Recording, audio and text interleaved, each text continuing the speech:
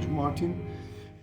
Ladies and gentlemen, dear colleagues, it's a great pleasure for me to be back to Budapest and to attend this special conference. I think this is my seventh attendance at Professors Network conferences, and I can assure you each year, each conference was amazing. As evident from the title of my presentation, I will discuss the structure of the European Union and the principle of equality among its member states. Obviously, these are two distinct but connected topics. The presentation summarizes early findings of my research, which is otherwise much broader. As a member of the research group on equality and as a constitutional lawyer, not as an expert in European law, I am tasked with exploring whether federations and confederations, existing and disintegrated ones, as well as international organizations with supranational elements, can be a potential external inspiration in terms of equality and cooperation among member states of the European Union.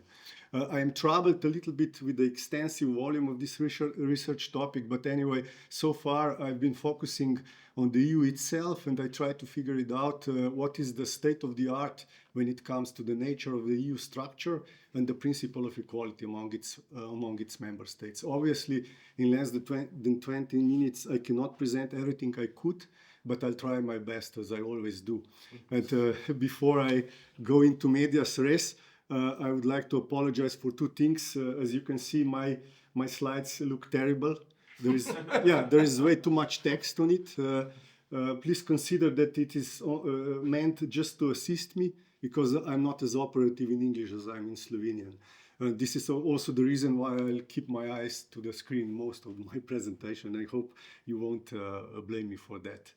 While studying, I found out that the debate on the nature of the EU in terms of its structure is as old as its EU itself, and that there is all but little literature addressing this theme.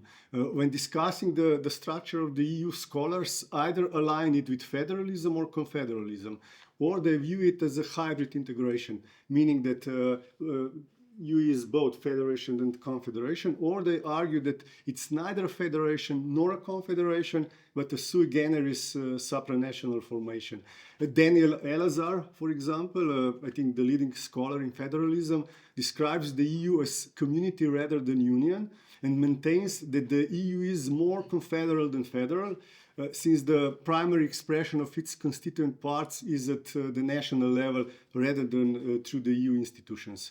And according to Elazar, although the EU clearly has certain federal tendencies, there are various factors of cultural, political, and social nature that complicated the implementation of a fully federal system. This is, of course, something that any European law or constitutional law expert is familiar with, but what seems important pointing out here is that these limitations identified by Elazar are actually used by Eurosceptics and by those who argue that the EU has no potential to become a real federal state whatsoever. A more explicit insight was provided by Professor Cerar. Miroslav Cerar is a Slovenian expert in constitutional law, the former Slovenian prime minister and the current dean of the University of Ljubljana Law Faculty. And by the way, he was also the mentor at my doctoral thesis. He argues that, among other things, the EU's foundation on international treaties reflects the confederal principle, while the operation of the European Commission predominantly embodies a federal principle. In contrast to Cerar, Skillen maintains that the EU efficiently has a written constitution through a series of overlapping treaties. He observes that although the treaty establishing a constitution for Europe failed to gain ratification, the Lisbon Treaty incorporates most of its key provisions and functions as a de facto constitution. Additionally, Skillen maintains that the treaty framework emphasizes no centralization of power, delineating different competencies between the EU and its members, and given that the ECJ plays a crucial role in interpreting these powers, it thereby maintains this balance of non-centralization. And according to Skillen, the federal principle is also reflected in the aspiration for an ever closer union. But nevertheless, Skillen admits that the federal principle within the EU is not particularly strong. And my personal observation is that the EU does not fully embrace this federal principle also because, among other things, it lacks a clear and real division of powers. And on the other hand, it does not fit the definition of a confederation, as it possesses supranational elements that has directly elected representatives of its constituents.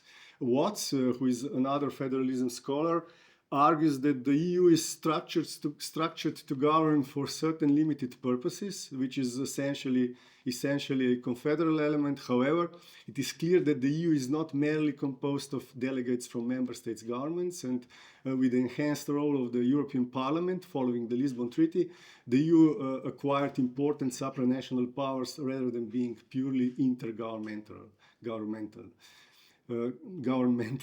Additionally, Watts argues that the Parliament employs various forms of majority voting in its legislative procedures, and while consensus is generally sought in the Council, qualified majority voting for certain decisions is also utilized. So all in all, while of course the EU does not meet the criteria to be considered a federation, it is more than a simple confederation. It exists in a space between the two models, incorporating elements and tendencies of both, of citizens and member states. And the outcome of this hybridity is that these both constituencies are represented within the EU, citizens as in a federation and member states as in a confederation. And as far as the latter is concerned, the member states, it is of course of a particular relevance what this hybrid structure means in terms of equality among them. And the formal basis for this is, of course, the principle of equality among member states, which is enshrined in Article 4, paragraph 2 of the Lisbon Treaty. There is a simple statement that the Union shall respect the equality of member states before its treaties. But importantly, this principle is closely related to several other fundamental principles of the EU system. Namely, Article 4 also refers to the principle requiring the EU to respect the member states' national identities, and also to the principle of sincere cooperation, which is actually regarded as the true cornerstone of the European integration. And interestingly, it is only under this Article 4, that the principle of equality with explicit reference to the member states made its way into the EU primary law. In contrast, as the principle concerned with the individual rights, it is contained in the preamble and in several articles of the Lisbon Treaty, like 29, 29. But however, before finding its place in the Lisbon Treaty, the principle of equality among member states has already been expressed by the principle prohibiting discrimination by reason of nationality, which was enshrined in the treaty establishing the European Economic Community, and even before that by the ECJ in its early rulings. And speaking about the ECJ, it has played and still plays, of course, a crucial role by determining the content and meaning of the principle.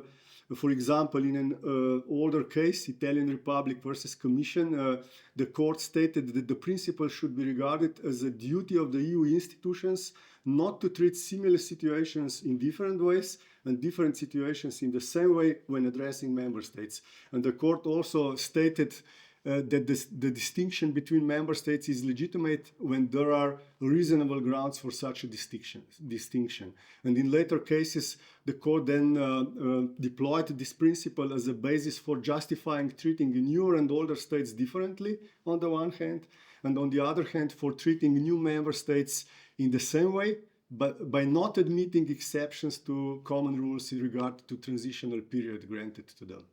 And leaving aside the ECJ and its case law, the principle is also implemented A, in the member states' representation in the Union's institutions, and B, in decision-making processes. This is in voting rules.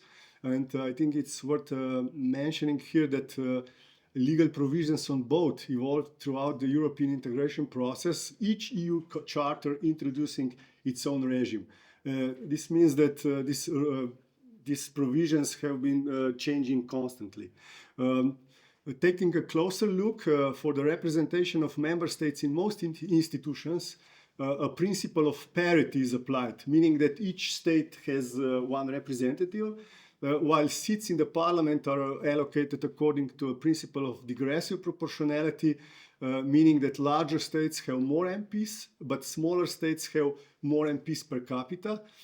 As for voting, the MPs vote in their own capacity and not as representatives of their states, which is clearly a federal element, and decisions are taken by absolute majority. And for the Council, the Treaty of Lisbon introduced a reformed qualified majority voting system, that is the double majority system, which requires 55% of the member states voting in favor, representing at least 65% of the total of EU population. In numbers, this means that at least 15 out of 27 states must vote in favor. A blocking minority requires at least 4 member states representing more than 35% of the EU population. We see that EU law is taking into account the weight carried by the larger states, while trying to protect the smaller states from being locked into minority positions.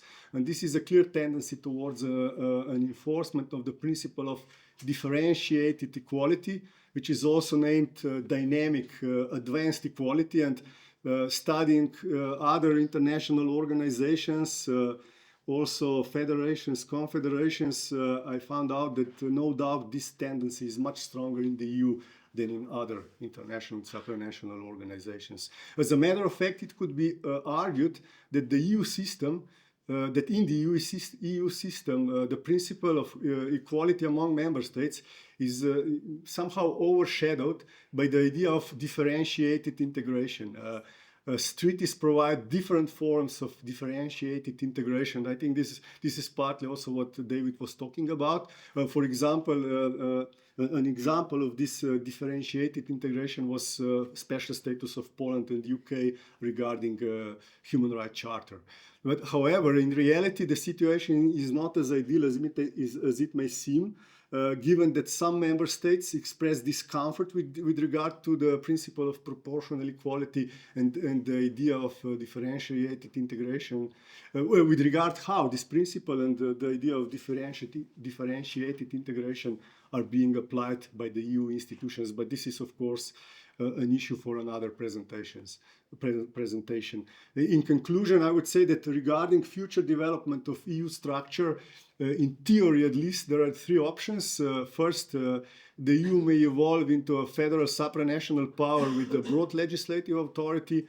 Second, it may revert to a confederal alliance based on consensus amongst sovereign states. Or third, the EU may remain a hybrid supranational organization that blends both principles. And speculating a little bit, if a confederal approach prevails, it cannot ensure long-term economic and political efficiency of the EU, particularly when compared to other global superpowers. On the other hand, if a federal approach prevails, it might endanger the autonomy and identity of smaller European nations. And also, obviously, it is not an option for certain larger member states. And borrowing a metaphor from my mentor, Miroslav Cerar, this complex situation is reminiscent of a Gordian knot, which was reflected in the failed attempt to ratify the European Constitution. Trying to predict the future of the EU, which is, of course, a difficult thing to do, I'm afraid I will give you a reason to consider me an Euro pessimist, given the current political climate within the Union, that is the divergent interests of the big and small nations and the disagreements between the EU institutions and certain member states, and even the warnings that the EU may disintegrate.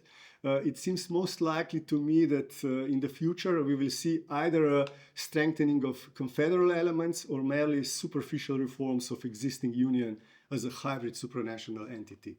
Thank you very much.